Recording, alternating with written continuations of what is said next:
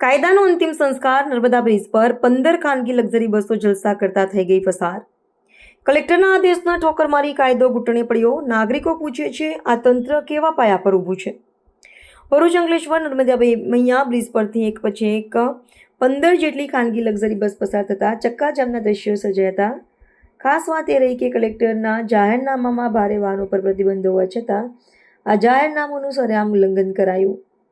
રાત્રિના સમયે આ 15 લક્ઝરી બસો બ્રિજ પરથી પસાર થતા સદગત નાગરિકો અને સામાન્ય વાહન ચાલકો લાંબા સમય સુધી અટવાઈ ગયા હતા. હવે સવાલ એ ઉઠે છે કે જાહેરનામું માત્ર નાગરિકોને માટે છે કે પછી સત્તાવાળાઓના આશીર્વાદથી ચાલનારા માટે કાયદાની અલગ જ ભાષા છે? નાગરિકોમાં ચર્ચા ચાલે છે કે જો આપણા પ્રધાનમંત્રી નરેન્દ્ર મોદીના બેનર આગળ લગાવીને કોઈ પણ કાયદો તોડી શકાય તો પછી કાયદો કાગળનો શણગાર બનીને જ રહી જાય. કાયદો વ્યવસ્થાના ગેરકાયદેસર દૃશ્યો સામે તંત્રએ તાત્કાલિક પગલાં લેવાની માંગ ઉઠી છે.